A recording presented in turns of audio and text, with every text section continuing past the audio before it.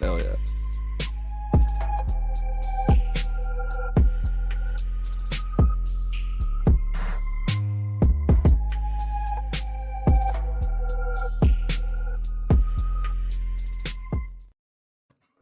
So, if you didn't read the description, we're going to talk about Dawn of the Dead. Hell yeah. 2004. Zack Yeah. Snyder and James Gunn written. Um, when I saw Zack Snyder, I'm like, oh fuck, here we go. I Um, completely forgot he did this movie. It's like, oh, wow. He used to know how to make zombie movies at one point. my What theory happened? is that James Gunn kept them in check. I'm seeing Wonder Woman, like the first Wonder Woman movie, all over again, where Zack Snyder's kept in his little box for a bit, Mm-hmm. but you just know he's like, let me out, let me out, let me out, let me do my things. Mm-hmm. This was a decent remake. Yeah. I Uh, love it. I forgot how much I enjoyed this movie. It's admittedly it's been a few years since I've watched it. Like I tend to watch the OG one a bit more often, but yeah, this is a good fucking movie. I think the issue with Romero's work is they're a product of their time Mm-hmm. and they're limited because of if you think even action, in terms of action scenes, the way they've progressed, never mind technology, but the way Mm-hmm. actors are taught now in sort of combat and just portraying certain things like soldiers in this case and police officers. Mm-hmm. Back then, the moves were just absolute bloody chaos. It was like wear this, grab this thing, and run about. I mean that's and he's not the only movie. It was like I said, it's a product of his time. Definitely. Kind of break us into three parts. The sort of three acts of the movie. I would say that the first act of the remake was done. Don't hit me. It's done better than Romero. Again, I'm gonna fucking agree with you. Oh shit! I know it's fucking bizarre. I'm just waiting for an explosion in red mist to cover your Dude, it's camera. true. Like, of course, George A. Romero he's a god of cinema. I mean, we would not have the horror we have today without the likes of his kind.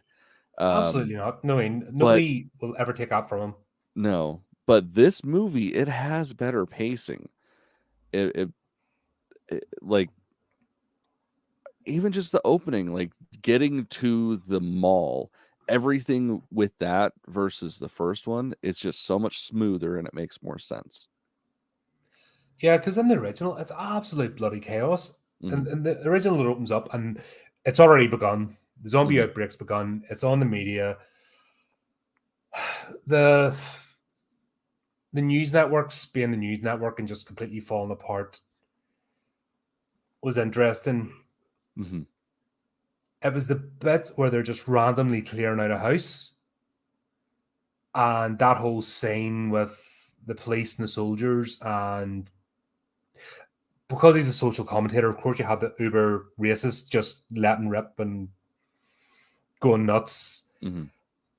But the whole thing, they're not right. There's no coordination. Like, oh, somebody's throwing a tear gas canister in. Oh, we better put our masks on. Hmm. As if surprised by doing that. There's just absolute pandemonium. And I'm sorry if you're. There's this saying that you, in adversity, you don't rise the level of your expectations, but rather you fall to the level of your training. That was always something that was uh, Hmm. taught in the us. It doesn't matter. You don't think what you're going to do. You fall down to, okay, lads, this is a situation we're in, room by room, we're doing it this way. And Hmm. that actually helps you. That's the difference between training and not training. Yeah. Another example, like a paramedic, some of us would come across a car crash, and horror fans would obviously laugh. I mean, that's as I did, but normal people would throw up and stuff. But a Yeah. paramedic would straight away go in and start assessing the situation and applying first aid and Hmm. triaging the casualties. That's the difference between being trained to deal with the situation and somebody coming up against it randomly. So the way the soldiers and the police were running about like absolute loonies, and just like the gas mask thing was really pissing me off because If you've ever had a whiff of CS gas, it's not fun.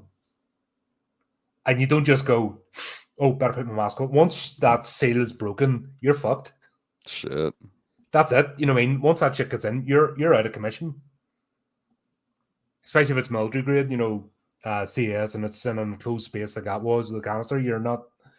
Once that breaks the seal of your mask, so you don't go into it. If you're planning to throw gas canisters, you have your mask on and hoods up, everything's ready to go before you go in. You don't fucking go in halfway. Oh, dropped it. I have enough time to put that. You don't. You're fucked. So that kind of stupidity. Oh, I'm going to talk now. Put my mask back on. Talk now. Put that. I'm like, fuck off. Makes for interesting filmmaking, not for real life. Yeah, but it just shows how badly it's aged. And like you said, the pacing at the start is just... I know he's trying to come across with chaos of the scenario, but still, there was chaos in the filmmaking. Whereas at least in this one, we have Anne. Is it Anne? Yeah. Yeah, the nurse, right? She's going to work as normal. And she's not keeping up with the news, but everything's unfolding all around her. To the point where, boom, we'll have it. It worked. Yeah. Well, because that's realistic. Like, if there was something like that to happen, it's going to slowly onset and just barely seep into people's minds, like, at its peak. So, like, that's real. I believe it. Like, you're a working stiff, you're gonna be dealing with shit that's more important, and then all of a sudden, oh hey, zombie apocalypse. Fuck, I should probably do something. Yeah, and even in the remake, the bit where obviously her husband gets killed, and that wee girl, their neighbor that you saw her speaking to before coming home, you know what I mean? Nice neighborhood, everyone knows each other. And then the complete chaos of her getting into a car and trying to drive away and somebody trying to steal her car. That was done so much better, even though the pace increased and there was chaos. It fit. Whereas in original, the first act of this, getting into the mall. No, the first act's to me is up to them getting into the mall. In the original, it was just all over the place. And the fact that it had a helicopter involved in the first one, just randomly, and it just bonkers. I found it hard to take in, if you know what I mean. A few times it's just hard to go, what the hell's happening here? But this one, you see the progression. Because someone tries to steal her car, she ends up crashing it, so it makes sense why she ends up in the culvert. Comes across the cop, whose name I can't remember, but Kenneth, right? Comes across him. It makes sense, and even the meeting the other group makes sense. Yeah, and the plus and the feelings of this remake is the number of people involved. So there was a tighter group in the original, which I think worked really well in some aspects. This being a slightly larger group worked too initially to get them in the mall, because plus it gave us people to kill off, so that's always nice. Yeah, absolutely. Which made it a bit tricky with the first one. How are we going to get lots of people killed? Oh, right, biker gang. Fuck yeah, that'll do it. Hell yeah. Fucking Tom Savini's best role ever. So yeah, to me in the remake, the first act of introducing the main characters, everything just going to rat shit, and them getting into the shopping mall worked a lot better. Where this kind of falls apart is the second act. It's still a good... Now, don't get me wrong, it's still a good movie, in my opinion. I mean, it's a decent type movie until the end, but we'll get to that. But when they're actually in the shopping mall and they meet the three, CJ and the other two security guards, it's just dumb. Yeah, this is Snyder out of his box. I will write some script. Let me write some script. Right. All right. Okay, you can write that bit. We're going to kill him anyway. So here, there you go, Zach. Write that wee bit. There you go, son. Back in your box. Yeah, they definitely seemed out of place. Excuse me. and they just seem like they'd be so easy to overpower. And realistically, see in the world, somebody's pointing a gun at you, you fucking take them out the second you get a chance. At least, I Especially a would. police officer. You know, I mean, he's trained to do that. You know, Hmm. security guards aren't. No, and Civvies why aren't. the fuck they all had guns? It's like no security guard in a mall has a fucking firearm. Fucking rough neighborhood, eh? I guess shit. Ah, mad. Yeah, that whole bit with the three and right, that's a large space Hmm. to secure. You need people, and you've got enough food and all that kind of stuff. So, uh, that's resources aren't going to be a problem unless the electricity Hmm. and the water stops flowing, which eventually it would Yeah. anyway. You know, I mean, that's on the cards. But Hmm. for a place that size, you're going to need to secure it. So you need people. Yeah. You need this is why we have tribes, and that's why we lived in caves together. That's why we built mud huts together and didn't just go off and individual, because it works. Communities work. Hmm. So these guys just acting like absolute dipshits made no sense. Well, especially because I mean, let's just go to baser instincts. Like, there's fucking women there, remotely attractive women. Why are you gonna be an asshole? At some point, you're gonna try to fuck them. Like, come on. Yeah. And the original, obviously, the four of them get onto the roof of the mall, take it over. Hmm. I think they made a better use out of their situation in the original. Hmm. This is where it's superior because you have an entire shopping mall to yourself. You make a home out of it. Hmm. Where in the remake, this is where it kind of didn't work for me. They still looked as if they're. I've seen better homeless communities under bridges than what they Right? did in the shopping mall, and there's loads of them. Yeah. Even this, it doesn't make any sense. Yeah. There's no reason why they shouldn't be super comfortable. Like, at the very least, having a nice tent laid out, having like a pretend campground. Yeah, they could have done so Come on, that'd be much, the shit. and there's home. Well, You and know, what I mean, that's the funny thing about this movie. That's the one thing I will say, I guess, sort of negative about this movie, is it felt really rushed for a 2 hour fucking movie. That's the thing I don't get, because they could have like really drawn out a lot more things than they did, and instead the things that are drawn out are the things that really don't matter that much. yeah. Because in the original, we see them making a home for themselves, Hmm. and that's what set off the chain of events. Because it's a zombie movie, Hmm. something has to go wrong for the zombies to get in. That's the formula. Yeah. Because if you're sitting in a nice, secure enclosure, nobody can get in. Well, the movie's not going anywhere. So Hmm. that thing has to go wrong. Um, but the first one set it up so well that once they were in there, they got settled. They made a life for themselves and accepted the situation. In the remake, it was like they hadn't quite accepted, and they were only like sitting there temporary, Hmm. planning to move. You know, still sitting on boxes, sort of thing. Where in the original we saw, God, what was it? The other Kevin, the other cop, even using the boxes, he made a table and chairs. You know what I mean? Hmm. Just that simple. Didn't cost any money. It was just a bit of thought. Yeah, that's what I would do. But in the remake, there's none of that. There's a bit of tarp thrown up for the other scene that we're going to talk about, but Hmm. that was it. Everyone else was just living open and just laying about the place. And you're like, so Yeah, if they've only that's been there like 10 weird. minutes, you know what I mean? The kind of made it in the original. This was the length of time, and they let the length of time show. Hmm.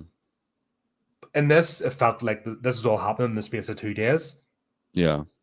which kind of lost me a bit. What did Yeah. you think about? Sorry. Oh no, it's just green. All right. Okay. Sorry.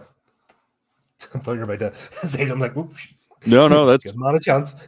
no, just straight up. That's I agree. Like, the timeline for this is very wonky. You never really know how long they're there or what's taking place.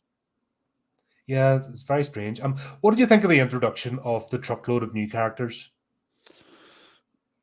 I mean, it's a good way to bring people in, I guess. Um, it worked. Yeah, I'm kind of on the fence because I think because the original it was a tight group and they made it work with a tight group. Mm-hmm. Once they brought in a bucket load of new characters and nothing changed, if they had brought in the new characters and then it turned into a fortress, you know what I mean? They started working together, putting up chainmail fence, maybe blockading off the bottom of the mall and making that a no-go area and sending out foraging parties, and made it, dare I say it, like The Walking Dead sort of thing. Yeah. That would have made sense, but they didn't. They just, No, it's like pretty much all their introduction was to bring the virus into the building, and that was it. Because I mean, we do get one of the cooler looking zombies out of this, but I feel like that's really about all we got with those additional characters. yeah, very strange. Same again, it just didn't, it didn't add anything. Mm-hmm. And then when the three security guards were so against having four extra people, then we're fine with another. How many were there? Fucking another 8 or so. I lost count. There's 5, right? There was a couple. I think there The was. the one you're talking about, the huge girl. Mm-hmm. Yeah, Uh, I the want to say there was driver. 5. Five. Okay, so another 5 characters. Yeah, we'll All of a say sudden, 5. all of a sudden, they're perfectly fine with that. You know what I mean? Mm-hmm. And they didn't just drive up to the cargo bay doors to smash through the door. You're like, Yeah, dude. that part doesn't make fucking sense. Like I understand plowing over some zombies, but you can also do that going much slower. Which I hate fast zombies. I hate fast zombies. There's one particular scene later on, and it just had me in stitches because this is where the change in zombies, like Romero, they're the Walking Dead, and they actually spent some time in the original going, why do they come here? And it's latent memory, familiarity, and they can kind of hold on to stuff, and that's what I mean. There's still some of the residual human there, but the virus is eating it away.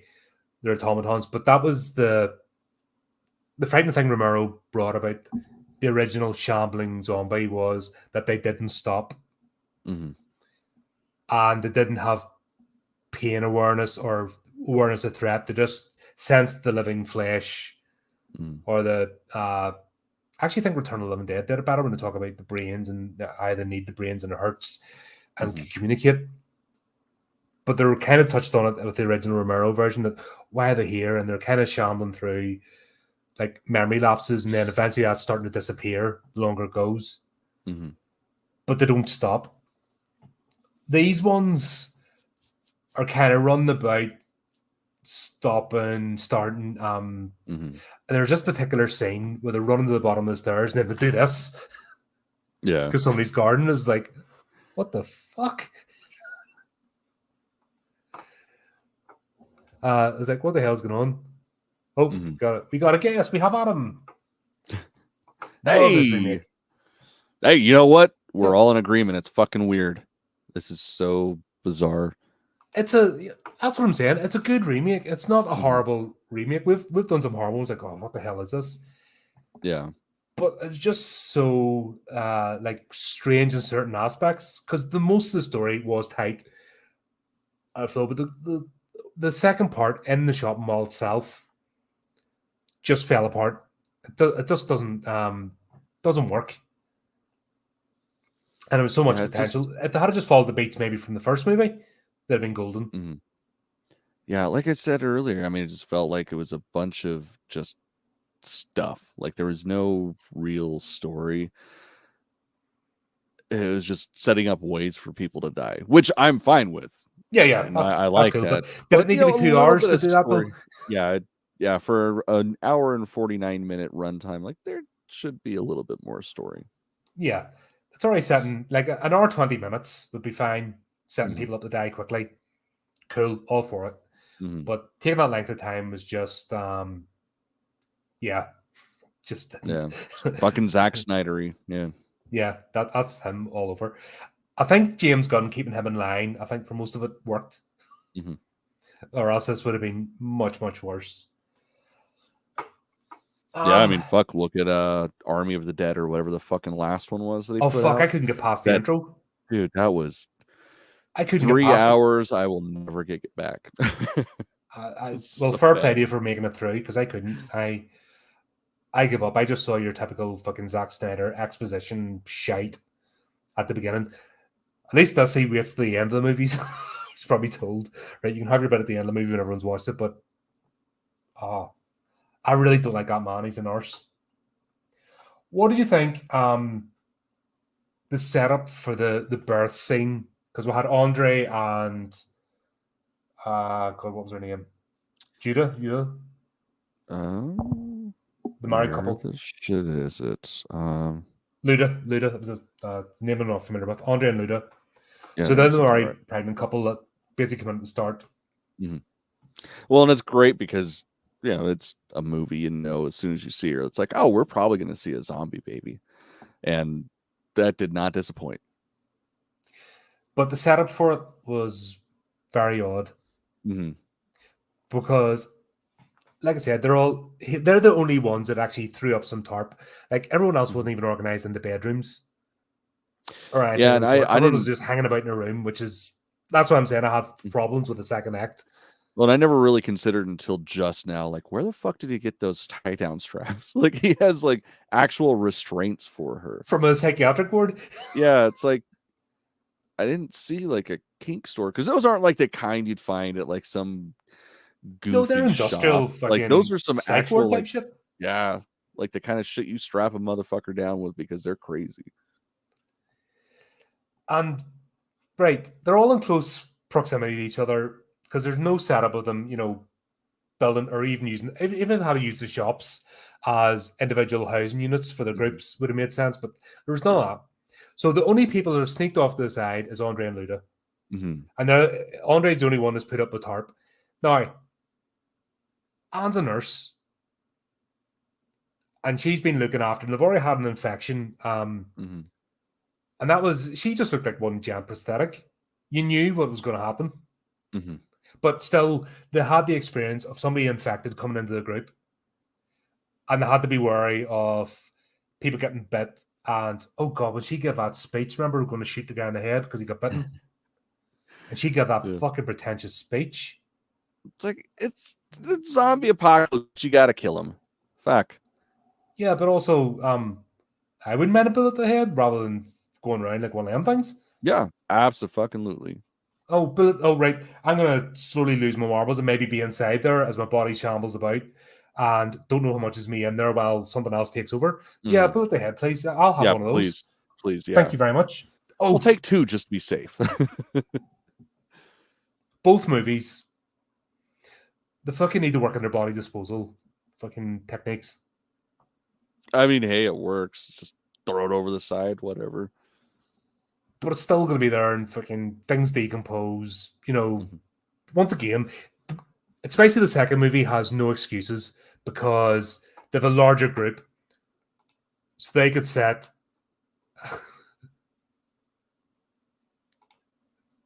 Bed Bath and Body Works. Oh, is that what? Okay, that is right. Obviously, you go to the aisles that we don't. Right? Okay, Adam. Right, yeah, no, I would definitely be squatting in Bath and Body Works. Fucking, especially this time of year, man.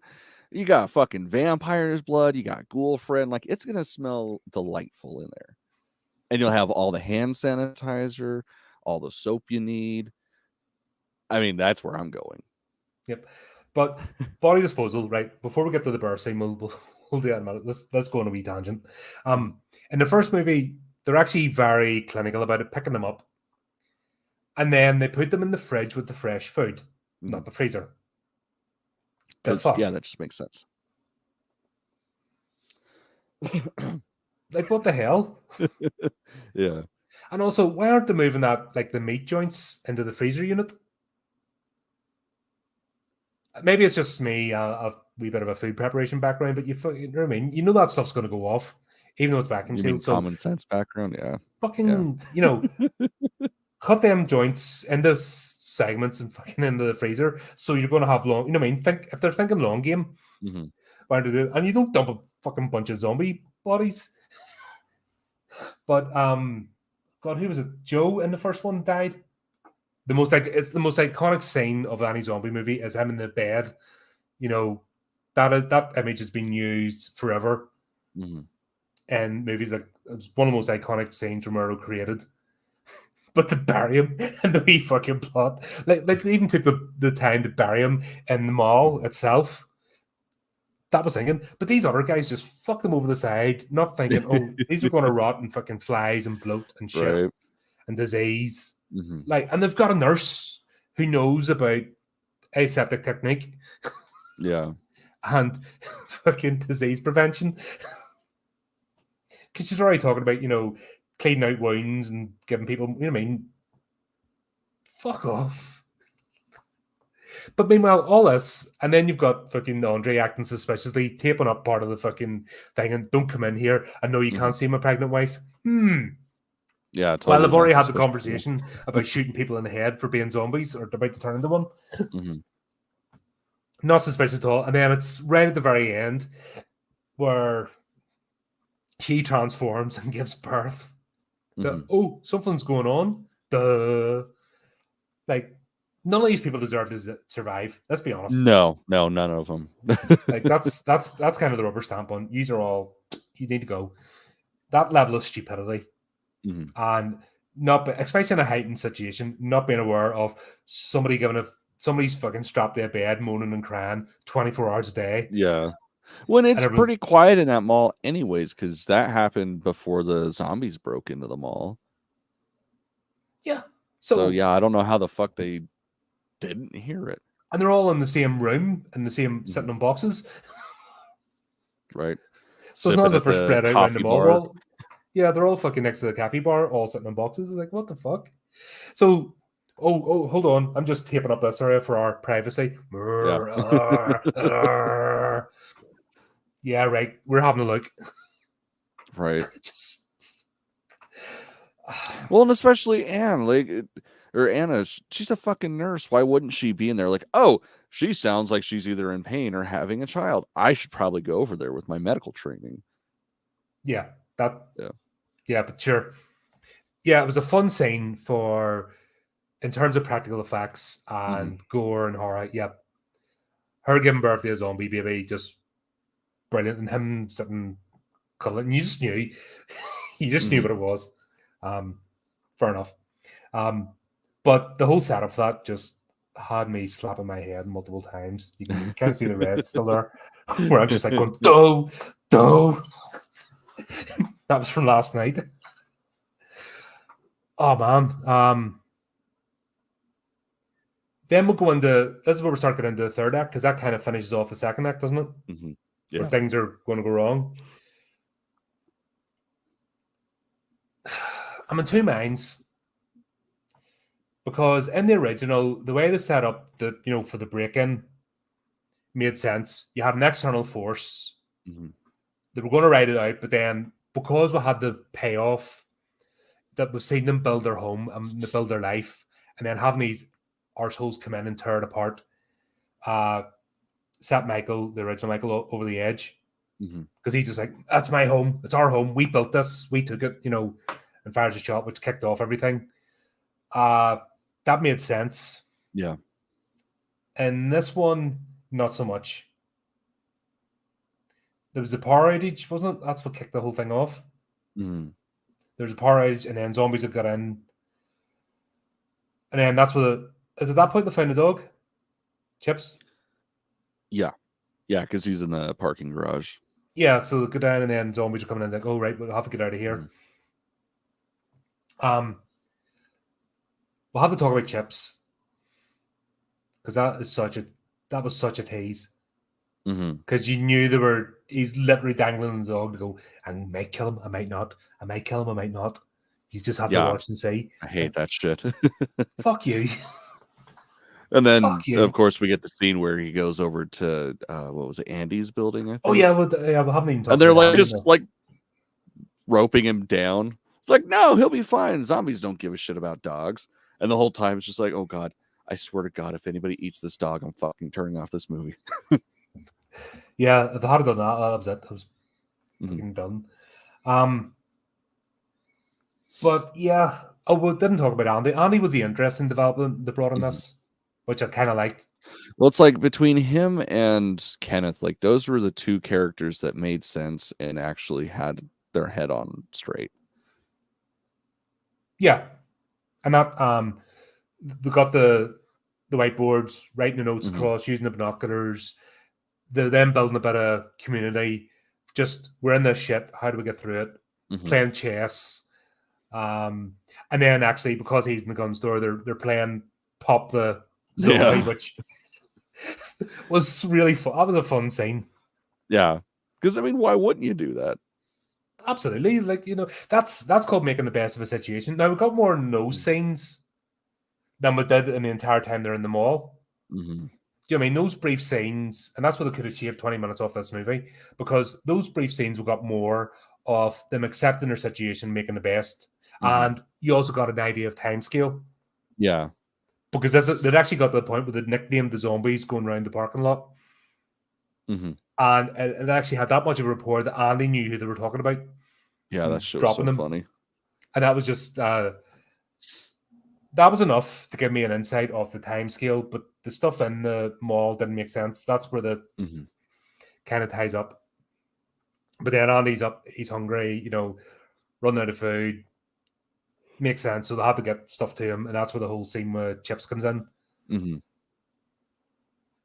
Well, and then that's like that whole part of the movie is pretty much like the real horror of the entire show, because of course he's got a walkie-talkie. They're talking while the dog's trying to get through, and you hear him get overran and killed, and it's like there's nothing you can do at all, and that's the real horror of it.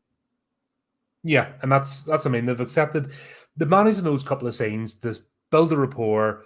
You're invested in Andy's character, and you were able to see that the group were invested in Andy as well, which like I said, all the shit that happened in the mall itself was pointless. But those couple of scenes were enough that was their nightly entertainment. They all went up the roof to let him pop zombies because he was so good with a rifle. And then it made him valuable as well because he was in a gun store with loads of ammo, crack shot. So he wasn't just an entertainment, he was a valuable asset that they were going to factor into their plans. Yeah. Steve's my spirit animal.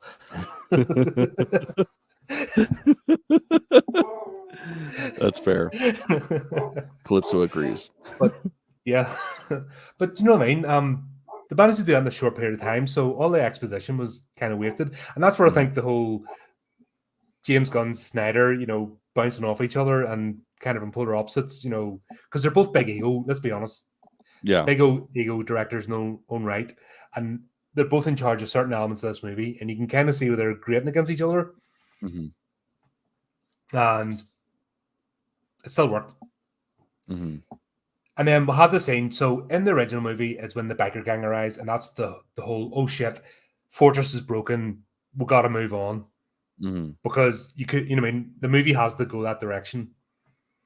In the original, when did they start building the buses? Afterwards, wasn't it? After Nicole loses her mind and... Yes. Yeah. Because no, they started building the buses beforehand. They had the plan to get Andy. Sorry, we had the A-Team moment where they're stripping down the. Yes, because I just watched last night and already forgot. It was Nicole's actions that kicked everything off early. They weren't ready to go just yet. They were preparing, but they knew Andy wasn't going to last until they left. I mean, they were planning this for a couple of days in advance. They were saying, remember, they were counting down 5 days, and then he says hungry because and basically he wasn't going to last 5 days without food. Yeah, so okay. That's what that thing is, and then Nicole then loses her mind, which I agree. I'd do the same. Absolutely. Fuck the people. The dog's in trouble. I'm going. Yeah, I'm mowing things down. They will. Yeah. So but that's the same. Like in the original one with the biker gang, we had that element that kicks everything off. So Nicole's smashing into the gun store, and they knew they needed to get in for ammunition anyway, and blah blah. So they decided just to head off there and then. It started off good, the idea of the convoy, but you knew one of those buses was going to get wiped out. Mm-hmm. because there's too many characters to fit on the yacht. Yeah. Well, I just love that Who, too. Like, Steve being like, "Oh, well, you never see the captain do anything," because he's like, "Yeah, I yeah, got a yacht. Let's just take that to this random island." but Yeah, that guy's fucking funny. how do you find islands? Oh, right, so nobody ever charted waters or anything. You know, what I mean, we all forgot about Mhm. that. Right, especially right off the coast of a major city. Yeah, I know it's some mysterious island. Yeah.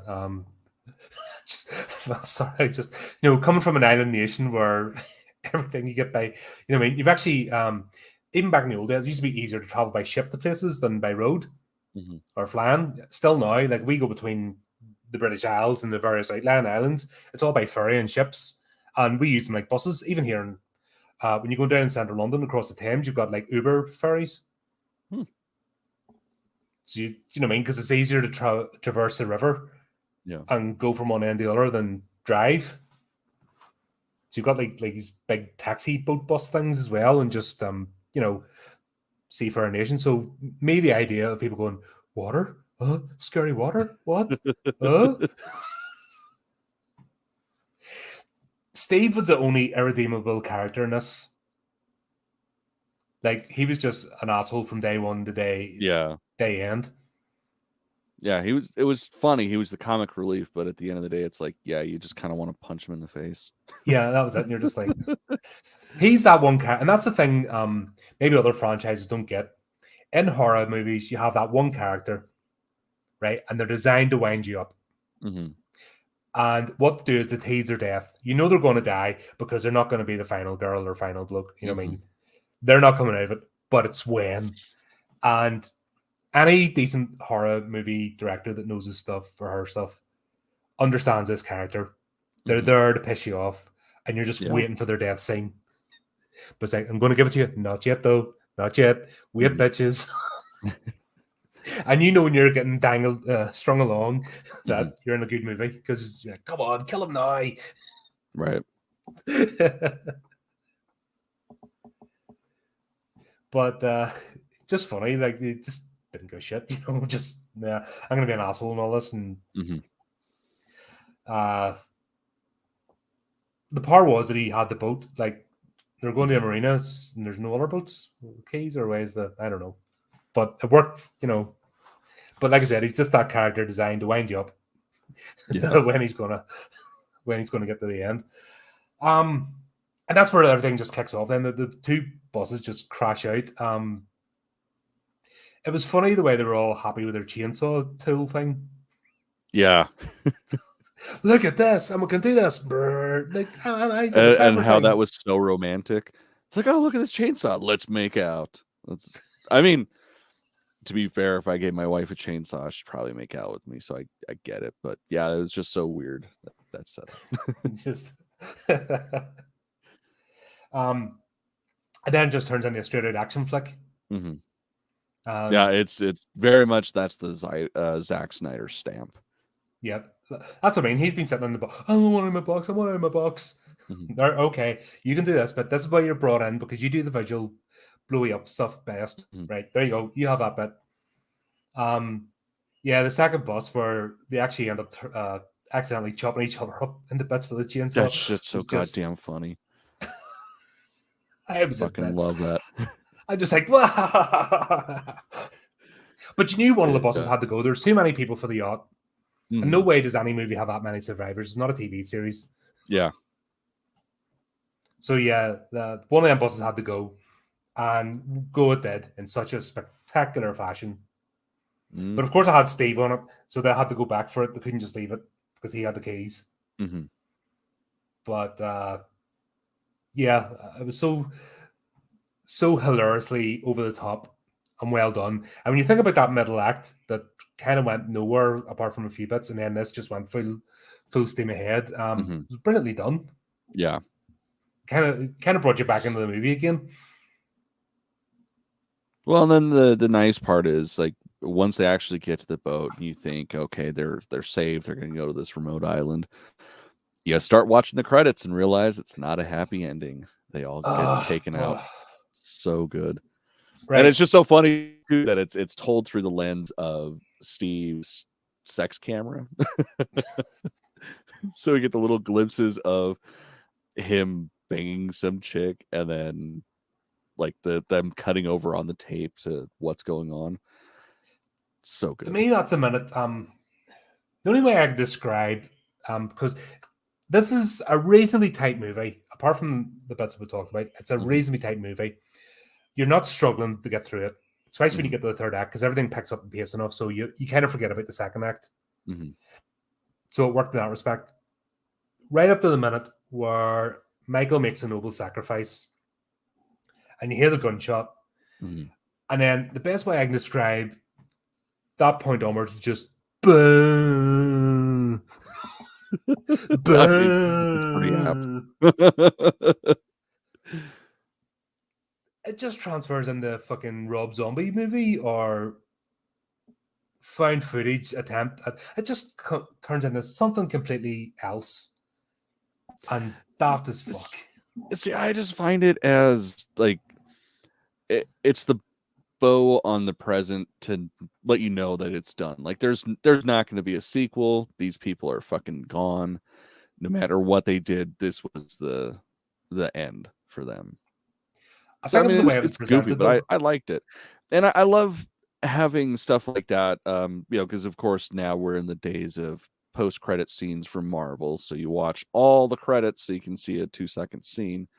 Whereas this, I mean, it's almost a little short film that we're getting to keep your interest through seeing all the people's names. Yeah, I think maybe maybe they haven't done a found footage and done like little intersperse of like with the same. You know me in found footage movies, I hate them. I fucking hate it.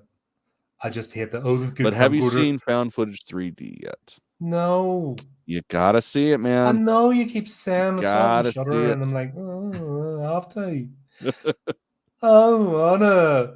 You do wanna. I can Oh, assure you. no, Especially, I don't wanna do it. That made especially me if you do got it. like the red and blue glasses, you gotta wear them while you're watching it. It's so We've got it in good. Shudder and they put it in 2D, and it's like, fuck you. I'm gonna end up doing it at some point.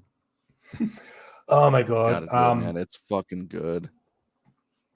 I think it annoyed me about the end was they did a really clever thing in the middle. They played Down with the Sickness by Disturbed in a like are you familiar with Postmodern Jukebox, the band? So they do the cover songs in like 50s swing style. Yeah, it was Richard Cheese. Yeah, so that was really clever. But of course, because both Gunn and Snyder are pretentious arseholes, oh, the audience is too stupid, they'll not figure it out themselves. So I'm going to play the original song. So no, the audience is stupid. You're not Hollywood, you're stupid. They ruined their setup and the clever things that they've done with just the end, you know. Like, the music didn't fit because the whole tone of the movie and then the end it becomes something else. I just found it really jarring. See, I don't know. I felt like it went well with the movie, and like the harsh transitions kind of worked almost like the transitions in the film. Like this is a point in time because this is almost 20 years ago. This is right at the very end of what I would consider, and a lot of people consider, like the crowning point of movie soundtracks. Like sometimes they put more money and more effort into the soundtracks of the movies than they did in the movies, and they turned out better than them. And this is like right on the very tail end of that era. So I don't know, man. I think it worked. I just think because it wasn't the same theme throughout the movie. It was just the way it came to that, you know, brought in, just felt different. Maybe it's me. I'm getting 2 against 1 here. No, I'm getting bullied. Just because I'm quiet and getting picked on. Fuck's sake. Everyone's a fucking It's because we eh? can't completely agree on everything. Otherwise, it's just fucking boring. No, for fuck's sake. No, it's like we're starting to get a pattern here where we're agreeing on too much shit. So I just found it very much the music during the movie just completely changed. Like from the gunshot, it just went into something else, and I just found a bit, what the fuck? Yeah, I mean, it could be worse. Could have been like the original Suicide Squad. That's Yeah, some harsh fucking let's music. not talk about that shit. Let's not go there. That's why we love horror, because it's not that shit. Yep. I just think what I'm just saying in my head is the competing forces of Gunn and Snyder, and each one wanting their bit. I got to be in charge of this bit, and I can just see that battle going through this movie, and that's where I find it amusing. And Gunn's wanting to do this bit, and I wrote the script, but I'm the director. You just picture those two arseholes fucking yapping at each other. I want to do explosions. I want the music. No. It just that's just spinning back in my head. Here's the thing, though, during the credits that made me prick up. Heather Langenkamp was the special effects coordinator for this movie. Yeah, it's a trip. I'm like, bloody hell, is that what she's been doing with herself? Because she kind of, after the Final Nightmare, she kind of fell off the radar. But it turns out that she's made a whole career for herself in production and special effects, makeup, and she's like, fuck it, I'm going to do that now. It's more fun. Right, and that just makes her so much cooler than she already was. I just saw her, and you're just like, name. Oh! So I can thank if it wasn't for that end credit scene, I wouldn't have picked that up. So, okay. Thanks, guys. Yeah, you just give me a headache, but, at least I got to see Heather and relive some of my old faps. Right. You just need to see the name start and it Googling again. For research purposes. Yes. Oh, man. So there you go. I did enjoy the movie. I know it might come across a bit pernickety, but I did actually enjoy the remake. No, it's fucking fun, and it gives you everything that you want in a zombie movie, and it even gives you boobs. So I mean, that's like the cherry on top. More than once. Yeah, more than once. It's so funny too, because it's just so out of place, but it doesn't matter because it works. Yeah, because we do get boobs in the original, but it was so strange. It was very 70s. God, what that 70s style of movie making, where they do sex scenes, and it's all very high thought, thought pieces with naked people. It's almost like Rosemary's Baby as well, when they do the sex scenes there. It was very that sort of vein, where they're sitting on the bed, and she just has them. And it always makes me laugh in movies. No way they always have the sheets that go perfectly up to here, but go all the way down to the waist just to cover the right bits, which makes no sense. So she's and with this, it's like Night of the Living Dead. There's just a random naked person walking around. You gotta love it. Yeah. Yeah, it was funny. Like I said in the end credit, just let's throw some boobs out. You're like, what the hell's going on? And then you realize it's fucking Steve's webcam. I was just like, yeah.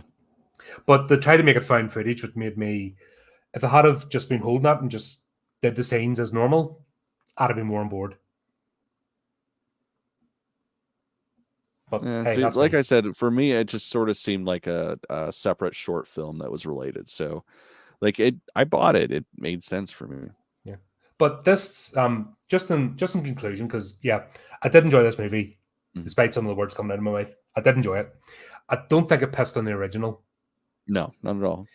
It didn't do the lazy trope of let's gender race swap the main characters and make them completely different. What they did was they brought a completely separate set of characters into the same situation, and that things play out differently.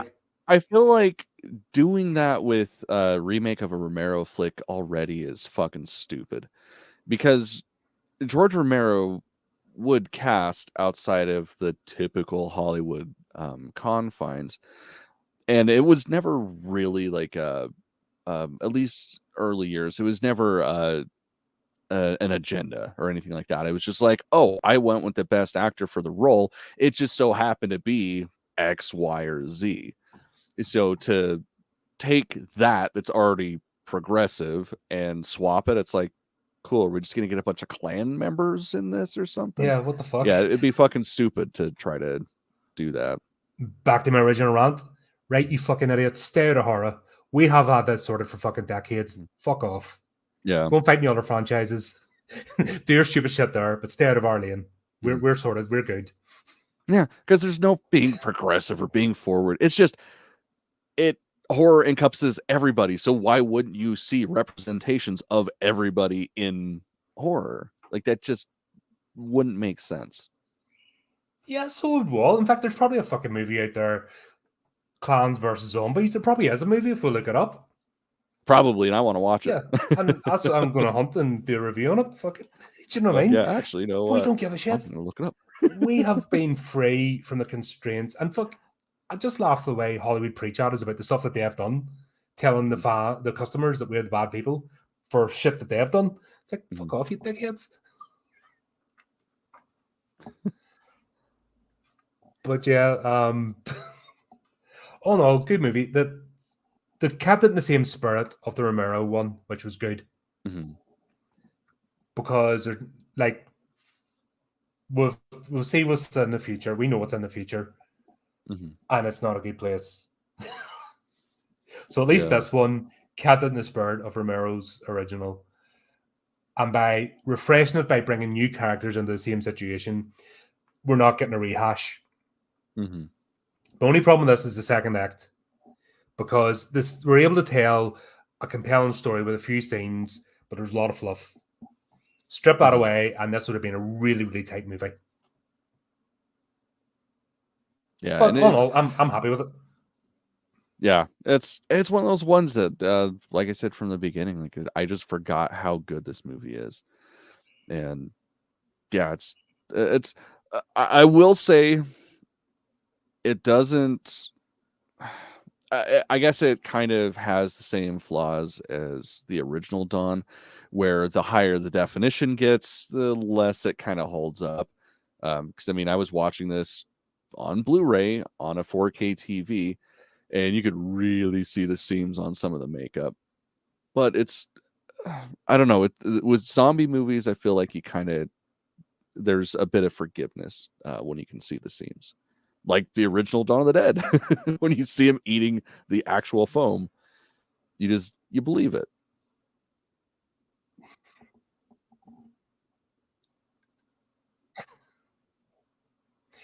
But we've had this conversation with Suspiria, for example. The whole process of making a 4K, don't just do it for the sake of doing it. Have a wee bit of thought. Some of the old techniques were there for a reason. Yeah. Film grain was a beautiful thing. Yep, and the mist and things like you didn't see glove puppets. I'll never forget that till day I die. Freaking glove puppet dog. Fucking what the hell? Oh man. So there we go. That's our review. That's all in all. We're mostly on board together. We mostly have the same opinion, so that makes a change. I thought this was going to be completely diametric. Yeah, that's pretty funny. I can understand that because I mean I am a bit of a purist. Oh, okay. All right, I think I found something. I'm gonna go ahead and post the link. Oh my god. Yes. Okay. So we might have to try to find this and watch this. Oh, have you found a movie? Found an IMDb link. This is Ku Klux Zombie from Project Z, the history of the zombie apocalypse. Right. Apparently it's an episode that aired August 15th of 2012. Do me a favor, chuck it down the other. See the private chat, but no, I'm not seeing. Oh yeah. I'll go ahead and send that over. Give me a wee sec. Yay! Technical stuff. Do you know what? Every time we're doing this, we're discovering new toys and. Hang on. Yeah, so I think I'll have to see if there's somewhere to watch this shit, because that sounds funny as hell. Like here's the setup. Greg is the dumbest man on the planet. Fortunately, he has his best friend to keep him company through the zombie apocalypse. Unfortunately, Matt is the second dumbest man on the planet. It's like, that's great. That's I mean, that's all you need.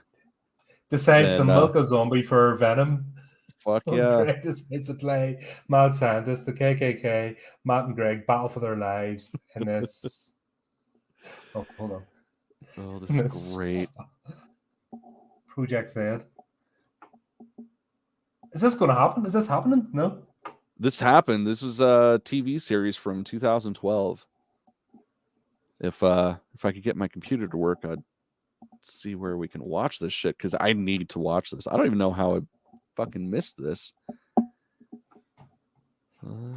Once again, there you go. If it's a bit like porn, if it exists, somebody's beating off to it.